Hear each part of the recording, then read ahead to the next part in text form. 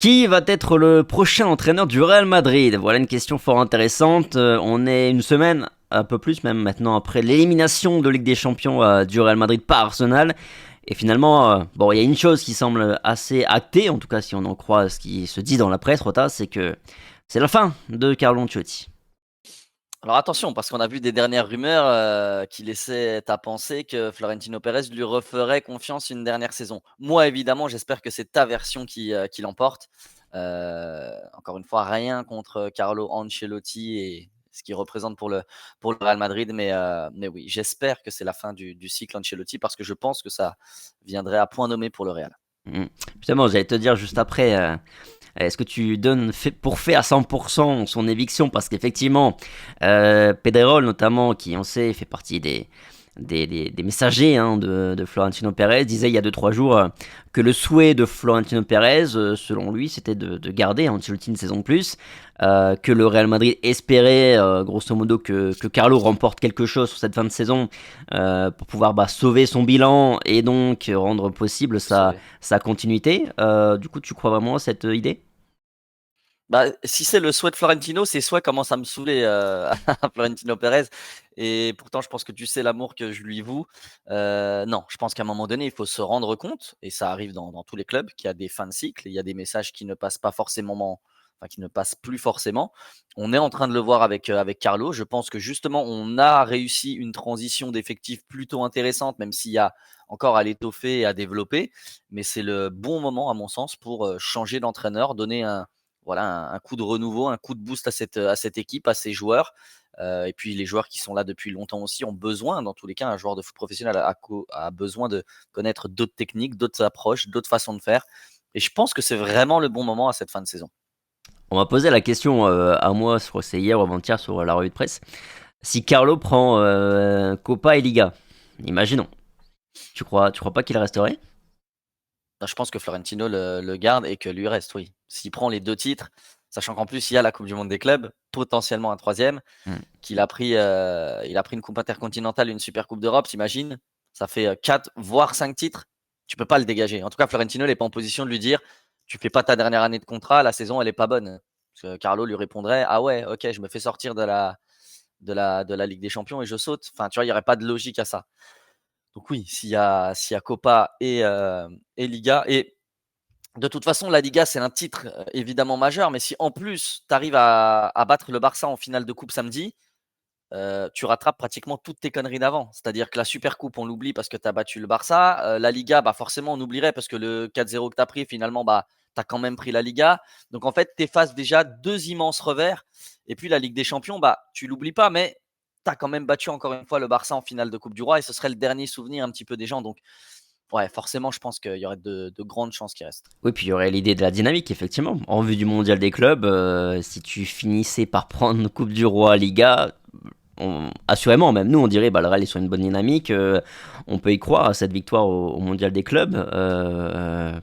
Et oui, comme tu dis, ça ferait 4 titres, dont un majeur. La Liga, on peut dire quand même que c'est un titre, on peut dire, c'est un titre majeur, point. Son bilan serait défendu et défendable, tout à fait défendable en ce sens-là, en tout cas surtout côté Real Madrid. Et surtout, si la volonté du club idéal, dans l'idéal du Real, c'est on va jusqu'au bout avec Carlo en 2026, là ils auraient totalement tous les arguments à faire valoir pour le faire, mais encore faut-il quand même gagner dans 2 jours contre le Barça et gagner aussi en Liga là-bas et en plus espérer de surcroît que le Barça en Liga fasse un faux pas. C'est pas gagné, c'est pas gagné. Quand je vois le match du Barça mardi qui fait 40 tirs, je crois que c'est la première fois dans l'histoire du foot que je le voyais. J'ai regardé le match, je suis pas bien rassuré, je t'avoue. Ouais, ouais, ouais, le contrat. D'ailleurs, la question a été posée à Carl aussi de la même manière. Et il y en a un journaliste qui a dit, compte tenu de ce qu'on vient de voir, le Barça qui a surdominé, qui a eu 20 000 occasions dans son match, et vous qui gagnez encore une fois à l'arrache un petit 1-0, est-ce qu'on peut dire que le Barça est favori? Bon, il nous a dit, une finale, c'est une finale, tout peut se passer. Bref, switchons, on verra bien pour Carlo Ancelotti, mais en tout cas, voilà, je pense que c'est assez clair. S'il n'y a pas de titre majeur, je ne sais même pas si la Coupe du Roi ça suffirait à le sauver. C'est quand même plus. C'est On est quand même sur une vraie tendance de départ, honnêtement. On est quand même sur une très grosse. Il faudrait vraiment un renversement de situation énorme côté Real. sur cette fin de saison pour maintenir des espoirs, juste des espoirs de Carleto de rester au Real Madrid. Bon, on a deux noms, en tout cas, qui sortent ces derniers temps là pour prendre la suite du Real Madrid. L'un plus favori que l'autre, hein, Xabi Alonso évidemment, on en reparlera juste après. Mais d'abord, on va évoquer l'autre nom qui sort, c'est Jürgen Klopp, la rumeur qui circule. Alors, je l'ai dit quand même déjà plusieurs fois sur mes revues de presse, donc on va le redire aussi quand même. Il y a quasiment aucune chance véritable pour qu'il signe cet été au Real Madrid. Mais si on nommait quand même ce détail, relativement important, on est d'accord. Est-ce que Klopp, pour toi, est-ce que c'est l'entraîneur que tu signerais au Real Madrid si tu pouvais choisir? Non, moi non. Immense entraîneur, vraiment, méthode de travail qui, je pense, pourrait. Alors, je vais dire deux choses. Moi, c'est pas celui que je signerais. Par contre, je pense que ça peut être un entraîneur absolument idoine pour le Real. Je le signerai pas, moi, mais c'est par pur feeling. Je suis pas fanatique de Klopp, tout simplement. C'est plus par feeling, plus par type de jeu proposé. C'est plus dans cette nature-là. Mais par contre, je pense que c'est sûrement, évidemment, l'un des profils les plus intéressants pour reprendre le Real Madrid et ce Real Madrid-là. Des méthodes un peu drastiques, mi-nouvelle génération, mi à l'ancienne, tu vois? Beaucoup de caractère, beaucoup de vie aussi sur le banc de touche et on dit très souvent que l'équipe est à l'image de son entraîneur et je pense du coup que le Real aurait beaucoup de vie et c'est ce dont on a tous envie. Donc je pense que c'est un profil qui serait très intéressant. C'est juste que, moi un entraîneur qui dit qu'il arrête sa carrière, qui ne signera plus du tout, dans un club, qui ne retrouvera plus un banc, et qui se voue à d'autres options. Le faire revenir comme ça, le sortir d'une retraite, je suis pas bien fan. Je suis pas super fan de tout ça. J'y crois pas du tout en plus, donc je pense que c'est surtout ça qui m'emmène à me dire que j'en ai pas forcément envie. Je crois pas du tout à l'option club vraiment depuis le début et j'y crois vraiment pas une seule seconde. Donc voilà, moi je c'est pas celui que je signerais parce que je pense que Xabi Alonso est là tout de suite la meilleure option possible pour le Real, mais évidemment historiquement par ce qu'il représente, par ses réussites aussi, Jürgen Klopp c'est forcément l'un des plus intéressants, ça c'est sûr. Oui, en termes de profil, ça correspond parfaitement à ce dont on a besoin Je finalement pense, ouais. actuellement, c'est-à-dire un coach qui va poser des bases solides tactiquement, parce qu'on voit que c'est quand même un peu compliqué pour ce Real-là. De la discipline. De la discipline tout simplement, et ça ferait tout drôle à certains joueurs, je pense, hein, de cet effectif du Real, d'avoir un club sur le banc de touche, hein. Ouais, mais tu vois, en fait, Ça leur ferait du bien. ça ferait du bien et ce pourquoi ça m'inquiéterait quand même un petit peu, c'est parce que je pense qu'il faut pas passer du chaud au froid non plus tout de suite. Je me dis que tu es quand même dans une relation entre guillemets d'amour avec Carlo Ancelotti. Tu vois, Arda Güler sort hier, il a son petit bisou sur le front. Jürgen Klopp, c'est pas du tout pareil. Et je me souviens, et ces joueurs sont habitués à ça, avec Zidane, avec Carlo Ancelotti. Et on a vu le contraste. Quand tu prends un Benitez qui est réputé pour être un monstre tactiquement, qui a eu des réussites aussi, pas autant que Jürgen Klopp, mais attention, hein, il prend une Ligue des Champions avec Liverpool, et puis même immense entraîneur. Il vient au Real et il a cette réputation de mec très froid qui n'a pas de relation Mm. humaine, pareil entre guillemets avec les joueurs. Ça l'a pas fait. Il est resté très peu de temps. Donc je dis pas que ce serait pareil pour Jürgen Klopp. Je pense que c'est quand même un autre profil, mais on est quand même plus proche de quelqu'un qui est d'un style Benitez humainement que Carlo Ancelotti. Et je me dis, quand tu es habitué longtemps à ça, c'est compliqué. Tu vois, si ta meuf elle est câline tous les jours et que le lendemain, du jour au lendemain, elle devient ultra sauvage, ça va te faire drôle, tu vois. Bah là, c'est pareil, c'est des relations au quotidien qui te font changer du tout au tout. Je suis pas certain qu'avec ces nouvelles générations, ce soit forcément l'idéal. Mais là, c'est que pour les relations humaines, on va dire, où je m'inquiéterais un petit peu. Après, évidemment que tactiquement, pour le football, pour ce que ça respire, Jürgen Klopp, voilà, c'est un des meilleurs entraîneurs des 15-20 dernières années. Donc, c'est évidemment un profil, je dis l'un des profils, mais peut-être même le meilleur profil que le Real pourrait prendre, c'est sûr. Mais je pense que Xabi Alonso, encore une fois, ce serait la transition parfaite, vraiment. Limite, tu vois, vu que Jürgen Klopp a dit que il voulait plus prendre de banc. On se dit que pour l'an prochain, c'est peut-être un peu court. Imaginons, je ne le souhaite pas, mais Xabi Alonso vient et puis ça se passe pas comme prévu. Je me dis voilà, peut-être pour l'année encore d'après, un Jürgen Klopp avec un an de maturité en plus sur cette option qui est possible et viable pour lui. Peut-être qu'à ce moment-là, ce serait un peu plus idéal. Mais là, tout de suite, vraiment, je suis pas certain. Ouais, on est d'accord. Trop gros. Puis, de toute façon, moi, ce dont je serais à peu près sûr, c'est si Klopp vient, ça va tenir 2 ans.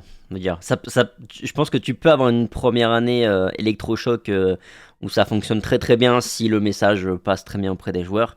Mais après, on sait que, surtout au Real, ça userait très vite. En plus, même au-delà même de l'aspect relation avec les joueurs, son caractère, quand même très très bien trempé, Explosif. très explosif. Ouais, je pense qu'avec la presse espagnole en l'occurrence, tu vois, on retrouverait un petit peu cette relation qu'il y avait avec Mourinho, entre les médias, et après ça peut créer aussi du bazar, hein, de facto aussi dans le vestiaire. Donc ouais, et puis même côté Real, tu vois. Est-ce que si Klopp est sur le marché aujourd'hui, est-ce que tu penses, parce que officiellement il n'y est pas, hein, sur le marché, mais est-ce que tu penses que si Klopp, enfin s'il y a possibilité de se faire, tu penses que le Real irait dessus ou pas? Je suis même pas sûr, hein. Ah, je pense qu'il pourrait être sondé. Après, je sais pas, ça dépend où en sont les négociations avec Xabi ou un autre profil, je sais pas. Où le Real se positionne aujourd'hui, tu l'as dit. C'est que je vois pas Perez aller sur ce profil-là. En tout cas, pas en premier lieu. Moi, je pense que Xabi Alonso, si Carlo Ancelotti ne reste pas, si par exemple on prend pas les Ligas, à moins que ce soit déjà scellé, mais déjà scellé définitivement, j'y crois pas trop. Mais je pense que c'est Xabi Alonso qui est la piste la plus viable. En plus, je pense qu'il y a aussi un aspect économique. À mon avis, Xabi Alonso serait moins cher que Jürgen Klopp. Et puis, bah, Florentino Pérez, ces dernières années, je pense qu'il est, voilà, il est très, pas avare, mais voilà, il contrôle un peu les finances. Je dis pas qu'il serait moitié moins cher que Jürgen Klopp. Je dis juste qu'à mon avis, Xabi coûte moins cher que Jürgen Klopp. Attention, Xabi, il faut payer des indemnités, hein. Et ça parle d'au moins 8 millions d'euros, hein. Ce qui est Ouais, pas, ce qui dans le foot d'aujourd'hui n'est pas une somme immense, mais pour un entraîneur, attention côté. ouais, mais tu vois, je pense que je vais pas dire de mauvais chiffres, mais je pense qu'un Xabi Alonso peut justement être à 8 millions quand un club peut te prendre 25 millions. Donc finalement, même si tu fais 8 plus 8, je pense que tu es moins cher que Jürgen Klopp. Jürgen Klopp, je pense qu'il est 3-4 fois plus cher que Xabi Alonso, très Mais honnêtement. Surtout si tu vas le sortir d'une retraite, voilà, il va forcément venir à ses conditions. Si c'est toi qui viens le chercher, c'est comme un contrat de travail. C'est la même chose. Forcément, tu es en position de force, tu réclames un petit peu ce que tu veux. Sinon, bah, tu restes dans ton confort. mais déjà, est-ce qu'on est sûr qu'il viendrait au Real Madrid? Parce que moi, je le vois pas forcément avec l'ADN Real Madrid, Klopp. Et je pense même, je sais pas si avec toi qu'on en avait parlé, mais je suis pas sûr qu'il soit un fan même de la philosophie du Real Madrid, qui est le jugement par les résultats avant tout. Je sais pas, je me dis qu'il y a quand même eu un passif, il y a eu des approches, il y a eu un intérêt, il a souvent été élogieux. Et puis rejoindre le Real Madrid, je pense que pour n'importe Hmm. qui, c'est quand même. Enfin voilà, Jürgen Klopp, s'il reprend. En fait, j'ai envie de poser la question différemment. S'il reprend, il sort de sa retraite, pour quel club il pourrait le faire? À mon avis, pour le plus grand club du monde. Et le Real, tu vois, je me dis qu'il y a aussi ça. Donc, après, je sais pas. C'est pareil, il y a des données qu'on n'a pas. On n'espère pas, mais est-ce que Jürgen Klopp, s'il vient, il demanderait pas à Florentino Pérez s'il a vraiment les pleins pouvoirs? Tu vois, est-ce que c'est le cas? Jürgen Klopp sans les pleins pouvoirs, parce qu'il n'y a pas de directeur sportif. C'est ça aussi qui cause un peu de tort au Real Madrid, c'est que t'as pas d'intermédiaire entre le président et l'entraîneur. Et ça peut en refroidir certains. Peut-être qu'un Jürgen Klopp, comme tu le dis, oui, serait refroidi à se dire que bah, il a un président qui est quand même, on va dire, beaucoup le nez dans les affaires. Ça a réussi au Real, mais peut-être que lui n'aime pas ces approches-là. Bah ouais, je pense que Klopp, si tu lui fais faire la saison avec Lucas Vasquez, je pense qu'il pète un câble, hein. Non, mais il y a ça, alors qu'un Carlo Ancelotti, quand il revient au Real Madrid, par exemple, là, tu vois, je crois il essuie son échec d'Everton. Ouais, Qu'est-ce que tu veux Everton. imposer à Florentino Pérez? Tu es en échec, t'as un échec monumental depuis que tu as quitté le Real. Tu viens de te faire dégager par Everton. Le Real t'appelle. Bah oui, tu fermes ta bouche et puis tu écoutes ce qu'on te dit. En plus, tu gagnes des titres finalement, donc c'est parfait.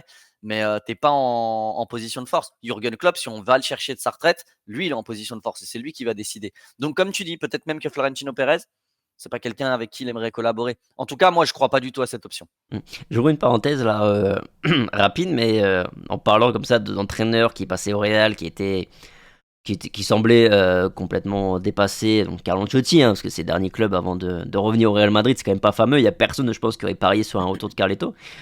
Il y a Mourinho qui est un petit peu dans ce profil-là, dans cette configuration-là, pardon, où c'est pareil, on se dit, bon, le mec est complètement dépassé, il enchaîne plus les gros clubs depuis quelques années. Euh, Imaginons un retour de José, tu crois? Non, j'y crois pas. Par contre, ouais, j'en ai parlé avec des amis, je crois que c'était la semaine dernière.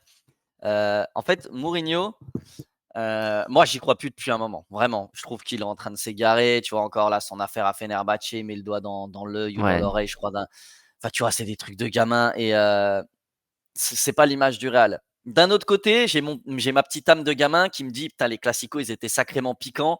Même si parfois, je vais me dire: «Ouais, aujourd'hui, j'aimerais plus voir ça». Il y a d'autres fois où j'aimerais voir ça. Je trouve que c'est trop bisounours, tu vois? Je te le disais, quand on regardait le dernier classico, Lucas Vazquez qui va faire des bisous, à Pedri et tout. Moi, ça me gonfle un peu. Un derby, c'est un derby, il faut que ça chauffe un peu, il faut qu'il y ait un peu d'adrénaline et Mourinho, il t'apporterait ça à coup sûr. Et deuxièmement, ce qui t'apporterait beaucoup, Mourinho, c'est que lui, il en a strictement rien à taper de ce qu'on lui dit. Il fait comme il a envie. Et c'est-à-dire que si Mbappé et Vini sont mauvais et s'il faut les mettre 3 matchs de suite sur le banc, lui, il va les mettre. Et pour ça, j'aimerais un profil Mourinho, mais il n'y en a pas d'autre. Il n'y a que lui qui mmh. ferait ça. Mais je pense pas que ce soit je pense pas que ce soit l'entraîneur qui faille au Real Madrid en 2025. Mais pour sa paire de cojones, ouais, ça me plairait, tu vois. T'as un mec qui est pas bon pendant 3 matchs de suite, il le met sur le banc, il est pas content, dégage ta race. C'est comme ça, c'est moi qui commande et c'est pas toi. Pour cet ordre-là, ouais, ça me ferait plaisir, mais pareil, j'y crois pas et je pense pas que ce soit l'entraîneur qui faille au Real, encore une fois. Mouais, je ne pense pas non plus. Enfin, je pense que ce côté, caractériel, ce côté, «j'en ai rien à faire», je pense que ça ferait du bien encore une fois au Real Madrid parce que on a besoin de cet électrochoc. Après, grosse question sur le point de vue tactique, technique, ce qu'il est vraiment capable de mettre en place aujourd'hui, tout simplement. Mais on se marrerait bien en tout cas. Mais on se marrait bien. Ah, bah, moi, sur mes conférences de presse, je vais tripler les stats. Ouais, et puis je pense que sur nos previews, nos lives, On se je pense régalait. qu'on se régalerait, vraiment. Je pense que tout le monde se régalerait, ouais. Mais bon, je pense que c'est très très peu probable, ou alors je le vois vraiment peut-être comme une option refuge si vraiment Xabi arrive, ça se passe mal, t'as pas d'autre option concrète. Mais par contre, je pense que le madridisme adorerait ça. Je sais que les fans de France, nos fans, je pense qu'ils adoreraient ça. Voir Mourinho, vraiment cette effervescence, ce côté spectacle. Parce que on va pas se mentir, du spectacle sur le terrain, on n'en a pas. Si on peut en avoir un petit peu à la limite en dehors du terrain avec un Mourinho. Aujourd'hui, tu vois, encore une fois, moi je le ferai pas, je le signerai pas Mourinho, mais si on peut avoir un peu d'amusement, on en a tellement peu depuis ces dernières années, je serais pas contre, tu vois? Me faire plaisir quand je regarde le Real, je t'avoue que ça me ferait du bien. Ouais. Non, mais en plus, je fais remonter son nom un peu parce que Perez avait déjà dit par le passé que il aurait bien aimé, il aurait pas été contre de le faire revenir pour terminer ce qui n'a pas été terminé, c'est-à-dire prendre une Ligue des Champions avec Mourinho. Mais bref. T'imagines imagines une Ligue des Champions, soulevée par Mourinho au Real? Ça serait vraiment beau quand même pour l'histoire. Il la mériterait, je pense, même si je suis pas le plus grand fan de Mourinho, tu le sais. Bon, on va passer sur, peut-être revenir sur du plus sérieux, entre guillemets, en tout cas du plus probable par rapport aux options qui s'offrent au Real Madrid, c'est évidemment Xabi Alonso. Voilà, je vous le dis, je pense que de toute façon tout le monde le sait, il y a 95% de chances pour que ce soit Xabi le successeur de Carlo Ancelotti, parce que ça fait déjà un an facile qu'on en parle et que ça se prépare, que les contacts sont établis entre le Real et Xabi Alonso. Il reste juste la date finalement à trouver. Est-ce que tu as des doutes par rapport à Xabi Alonso au Real Madrid? Ouais, quand même. Ouais, ouais, c'est quelqu'un que j'adore et je pense qu'il a une façon de faire, qui est très bonne. Enfin, c'est pas une façon de faire, c'est que je pense que le Real jouerait vraiment au ballon, parce qu'on le voit avec Leverkusen, c'est vraiment beau, hein, c'est vraiment beau à voir. Mais tu vois, il fait une première année exceptionnelle, il prend un titre. C'est le premier titre de l'histoire de Leverkusen en Bundesliga, c'est quand même, pas rien. Ce qu'il fait, c'est exceptionnel. Il a des latéraux qui font, plus de 10 passes D et quasiment les 2, Frimpong et Grimaldo, sont à pratiquement 10 buts. Ils sont à plus de 20 stades dans la saison, toutes compétitions confondues. Des latéraux, hein, c'est énorme. Donc, nous, quand on voit ça, on se dit: «C'est absolument ce dont on a besoin». Des latéraux qui sont bons, du jeu, énormément de possession, contrôle de l'adversaire, tiki-taka, enfin, tu vois? C'est ce qu'on a envie de voir. Maintenant attention, transposer ce que tu as fait à Leverkusen au Real Madrid, c'est pas si simple que ça. C'est pas si simple et puis on a toujours, ce débat dont on parle énormément quand on parle d'entraîneur. Carlo Ancelotti, on déteste actuellement, ça nous fait chier, on voit pas de jeu, mais par contre Carlo Ancelotti, il nous offre des moments d'histoire incroyables, des moments de gloire, des moments de joie, des titres et c'est ce que veut le Real Madrid, c'est gagner des titres et si tu fais, du très beau jeu, que tu deviens entre guillemets «le Barça» à jouer en tiki taka pardon, mais que tu n'as pas de titre, Au Real Madrid, tu sautes. Et c'est comme ça que ça se passe et pas autrement. Donc, j'ai forcément des doutes parce que va falloir qu'il soit bon direct d'entrée. Si il passe à côté de sa première saison, Xabi Alonso ou pas, il dégage. C'est comme ça que ça se passe. Fabio Capello, l'un des tout meilleurs entraîneurs de l'histoire, a gagné 2 Ligas sur 2 mandats différents au Real. À la fin de ces 2 saisons, il a dégagé. Donc, c'est pas Xabi Alonso qui ferait l'impasse, enfin qui serait un intrus là-dessus, surtout avec Florentino Pérez. Donc forcément, j'ai des doutes parce qu'il y a aussi cette capacité à prendre d'immenses stars en main. À Leverkusen, il n'a pas de grosses stars médiatiques, il n'a pas de gros égos, il fait jouer qui il veut, selon le niveau. Au Real Madrid, c'est différent. Encore une fois, on l'a dit, est-ce que Pérez a un vrai poids sur les choix de l'entraîneur? Est-ce qu'il n'y a pas des choses contractuelles aussi? Il y a des choses qu'on ignore peut-être. On avait le doute, c'est moi qui avais mis le doute, je sais pas si tu te rappelles, sur Gareth Bale, quand il était absolument plus dans le coup, qui jouait au golf, je te disais, attends, s'il est titulaire tout le temps, il doit avoir un contrat qui lui dit il faut qu'il joue 60 matchs dans l'année, parce que c'est pas possible, il peut pas être titulaire avec le niveau qu'il a, il s'en tape, il court pas. Je me dis, est-ce que c'est pas le cas dans le football? Est-ce que ça se passe pas? Moi, j'ai des doutes là-dessus.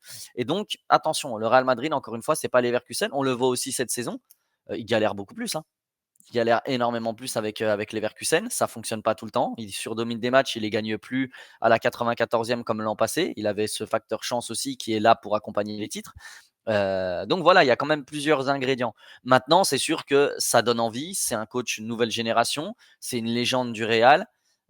C'était un immense joueur. Et les milieux de terrain, très souvent défensifs, en tout cas axiaux, deviennent les meilleurs entraîneurs. Donc j'ai pas de doute sur Xabi Alonso. Maintenant voilà, au Real Madrid, il faut réussir tout de suite, très vite. Et forcément, j'ai des doutes parce que ça peut ne pas fonctionner dès les débuts. C'est ce qu'avait expliqué d'ailleurs aussi Alvaro Benito. Finalement, le même point de vue que toi. Il disait que on lui avait posé la question est-ce qu'il est prêt, Xabi Alonso? Il avait dit j'ai aucun doute sur le plan tactique, technique, tout ça. Je pense qu'il est prêt à 1000% pour prendre une équipe comme le Real, qu'il a aussi la carrure, l'image. Voilà, cette image de gentleman, du bonhomme qui a les bonnes manières, etc. On sait que c'est aussi important, hein, cet aspect-là, côté Real Madrid, d'incarner le club, l'image du club, un peu l'ambassadeur. Hein, c'est un peu ce qu'est l'entraîneur aussi, c'est vrai. Mais par contre, c'est vrai qu'il a dit aussi attention, parce que les entraîneurs récents du Real Madrid, dans le style, n'ont absolument rien à voir avec ce qu'est Xabi Alonso, de ce qu'on voit avec le Bayer Leverkusen. Et effectivement, on partirait sur quelque chose de totalement différent. Et donc, la question, c'est, encore une fois, parce que lui, il a dit qu'il pense que Xabi Alonso ne viendra pas au Real et devenir un entraîneur qui s'adapte. Tu sais, que lui va essayer de venir et d'imposer son style, le style qu'il a montré au Bayer Je pense Leverkusen. aussi. Et donc, la question, c'est, avec cet effectif-là, allez, imaginons 2-3 ajustements. Bon, on a Trent Alexander-Arnold qui va arriver. Imaginons un défenseur central supplémentaire. Allez, imaginons un milieu de terrain, Zubimendi, qui est le nom qui revient, même si j'y crois pas non plus trop à cette piste-là. Imaginons on fait ces trois-là, parce qu'il y aura pas beaucoup plus. Hein, faut pas rêver. Hein, le Real va pas faire un mercato de zinzin. Imaginons on se renforce à ces postes-là. Est-ce que cet effectif-là, dans les mains de Xabi, est-ce qu'il peut transposer son jeu, son style à cet effectif-là avec 2-3 ajustements? Je sais pas s'il peut le transposer, mais imagine un Dani Ceballos, imagine un Arda Güler, imagine un Kamavinga, par exemple, au milieu de terrain avec ce mec-là. Ça Ils j'aime. vont se régaler. Moi, ça, j'aime. Apporter des notions tactiques à Fede Valverde, apporter des notions tactiques à Kylian Mbappé, lui dire de respecter un plan de jeu, apporter des choses supplémentaires à des mecs comme Vini qui sont des stars. Moi, j'y crois. Franchement, j'y crois. Je me dis, c'est possible en tout cas. Ça dépend comment les joueurs adhèrent, mais les joueurs sont dans l'obligation d'adhérer au projet de l'entraîneur. Et de toute façon, on les sent un petit peu essoufflés par la méthodologie Ancelotti. Donc, toute nouvelle méthode sera la bienvenue, je pense. Et moi, j'y crois. Je me dis qu'il peut quand même bonifier beaucoup de joueurs. Attention, je suis pas en train de dire que Carlo Ancelotti n'a rien apporté à personne, ne fait rien. C'est pas ça. Je dis juste que là, on est sur une fin de cycle. Je pense que les joueurs n'adhèrent plus forcément, que le style de jeu les ennuie aussi, et que donc, du renouveau, ça peut faire du bien. Je vois encore la conf d'Ancelotti. On en parlait un peu en off. Pour moi, il a dit encore un ramassis de conneries incroyable. Il dit pour la finale contre le Classico, il faudra d'abord bien défendre et ensuite on aura les occasions en attaque. Moi, ça me rend dingue. Je veux un entraîneur qui dise je veux leur en coller 4. Tu vois. Et je pense que les joueurs, ils ont aussi besoin de ça. Parce que si dans le vestiaire, le gars te dit écoutez, les gars, il ne faut pas qu'on prenne de but, il faut qu'on soit solide et les occasions, on les aura, ça te donne le discours de Rudiger. Si on arrive à la 60e minute à 0-0, on aura notre chance. Mais attendez, les gars, on est le Real Madrid ou on est une CFA2, encore une fois. T'as pas d'ambition. Et moi, ça, je veux que ça se stoppe. Donc, je me dis que forcément, Carlo Ancelotti manquera aux joueurs pour plein de raisons, sûrement. Il y a la question d'habitude, forcément, tu es bien avec lui.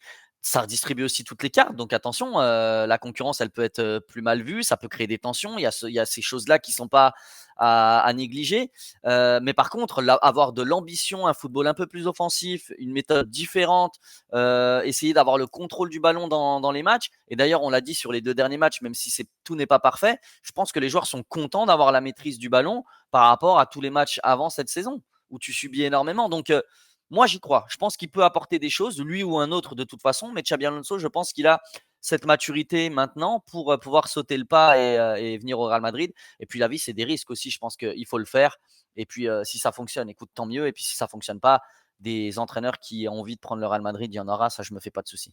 Ouais, il y a pas mal de joueurs que j'ai envie de voir sous la houlette d'un Xabi Alonso ou d'un entraîneur du type. Mais bon, Xabi Alonso, en l'occurrence, c'est celui dont on parle là. Il y a aussi la question du temps, là t'en parlais, la patience, les résultats, la direction du Real qui juge par les résultats aussi, on le sait. S'il arrive, ça joue mieux, mais saison blanche, la première année, pour toi ça dégage. Ah ouais, bah, saison blanche, bah, ça dégage tous les jours. Benitez et Lopetegui, ils n'ont même pas attendu la saison blanche. Lopetegui, ça jouait bien, ça perdait des matchs. Ouais, mais Xabi il a plus de Maintenant, crédit que Lopetegui. pas toi. Dans l'esprit de Florentino Pérez, oui, je pense. Tu déloges le sélectionneur de l'Espagne avant la Coupe du Monde, c'est-à-dire que c'est un scandale Oui, monumental mais la devant relation. les yeux. Ouais, mais devant les yeux du monde, Lopetegui à cette époque-là, c'est un monstre. L'Espagne est invaincue depuis 2 ans et demi. Il le déloge, il est plus en sélection. Scandale national, il vient au Real, 2 mois après, il dégage. Il s'en bat les couilles, Florentino. Ouais, Franchement, de ça il s'en tape, mais je pense qu'il a une relation un peu plus particulière, intime, personnelle, ouais, avec Xabi qui lui donnera un peu plus de crédit, à l'instar d'un Zidane, dans une moindre mesure que Zidane, mais tu comprends. on est d'accord parce qu'il l'a connu en tant que joueur. Mais si Xabi Alonso, sur les 9 premiers matchs de Liga, il fait 6 défaites, il dégage en octobre. Mais c'est vrai. Ils lui laisseront pas d'autre chance. Si tu vois que tu prends un retard déjà conséquent et que tu n'y arrives pas, tu dégages. À la limite, ils te prennent un intérim, ils prennent Raoul, ils prennent Arbeloa ou qui tu veux, mais il dégagera. Comme ils ont fait quand Solari est venu à la rescousse de tout le monde, ou alors Zidane encore en sauveur. Mais non, non, moi je pense très très honnêtement que si jamais il a de mauvais résultats, bien qu'ils soient intimes, et ça c'est sûr, des sentiments Florentino Pérez quand il s'agit de résultats et surtout, et ça c'est ce qu'on répète souvent, l'image du Real Madrid, ça lui tient à cœur plus que tout. Si le Real, alors après là je suis dans un Ouais. scénario catastrophe, mais si le Real est à 6 défaites en 9 journées de Liga, je peux te dire qu'à la 10e s'il ne gagne pas, ciao bise mon gars, Ouais, bon. ça dégage. L'image, cette année, on s'est fait poutrer dans tous les sens par diverses équipes, et notamment par le Barça, et Carlo, il est dessus. C'est pour ça qu'Ancelotti risque de se barrer, mais il peut pas le virer en cours de saison. Là, pour le coup, Ancelotti, il s'est quand même acheté ça. 3 Ligues des Champions Oui. avec le Real, c'est pas rien, Mais quoi. moi, je pense que Florentino Pérez a la main moins dure que par le passé. Aussi, ouais. Après, je suis peut-être naïf hein, par rapport à Xabi, mais après, vraiment, si on est dans un scénario catastrophe où vraiment t'as 15 points de retard au mois de novembre, peut-être, mais je vois bien quand même le Real donner 2 saisons à Xabi. En tout cas, il faudra qu'évidemment que ce soit la première saison, même si t'as pas de titre, il faudra qu'il y ait quelque chose qui te donne envie de continuer parce que tu te dis, bon, il y a quelque chose quand même, on tient quand même quelque chose de prometteur. Mais bon, Franchement, Tom, j'aimerais regarder dans l'histoire, mais je pense que j'ai la réponse. Alors, déjà, des coachs qui ont fait 2 saisons au Real, mine de rien, il y en a pas 30, hein, je pense, hein. Déjà. À part dans les années 50 peut-être, et encore. et Pérez, Mais vraiment, un entraîneur qui fait saison blanche, qui reste une 2e année, j'aimerais voir si c'est déjà arrivé dans l'histoire. J'y crois pas. avec Pérez, jamais, hein, déjà. Non. Déjà. Avec Perez, c'est sûr que non, Avec Pérez, il y en a mais qui ont gagné des titres, qui se font dégager quand même. voilà, bah, je prenais l'exemple de Capello. Capello, vraiment, tu vois, je parlais du jeu d'Ancelotti, mais moi, je me rappelle très bien mater des matchs sur la Roja Directa avec mon père sur PC, en streaming, à l'époque de Capello. Je disais que je me faisais chier avec Ancelotti, mais Capello, vraiment, hein, tu avais envie de te tirer une balle en regardant du foot, hein. C'était vraiment mais cataclysmique. C'était tout pour la défense. Le Real gagnait 1-0 et pourtant, tu avais quand même un peu de joueurs, tu vois, mais ouais, c'était dur. Et c'est pour ça aussi que Florentino Pérez l'a dégagé parce que bah, c'était pas vivable. Ouais. Bon, on verra bien. En tout cas, dites-nous un petit peu dans les commentaires ce que vous pensez un petit peu de tout ce débat. Est-ce que vous voulez Xabi Alonso? Est-ce que vous irez plutôt sur Klopp si vous pouviez, dans un monde où vous aviez le choix? Et répondez aussi à la petite question là, par rapport à Xabi Alonso. Est-ce que vous pensez que si Xabi Alonso ça gagne pas la première année, est-ce que ça dégage quoi qu'il arrive, ou est-ce que voilà, selon s'il y a un petit peu de plaisir quand même sur les matchs, on sent qu'il y a des choses positives. Est-ce qu'on lui donne quand même un crédit d'une deuxième année? Peut-être que je suis naïf, bref, on verra bien. Sur ce, merci Rota, merci à tous d'avoir regardé la vidéo. On se retrouve pour les rendez-vous qui arrivent très très vite. Le Classico qui arrive dans 2 jours, donc les conférences de presse, les revues de presse tous les jours à 12h30, et puis la preview qui va arriver, il va falloir qu'on s'organise peut-être en direct. Bref, activez les notifs, abonnez-vous, et puis on se dit à très vite sur la France. Ciao. Ciao.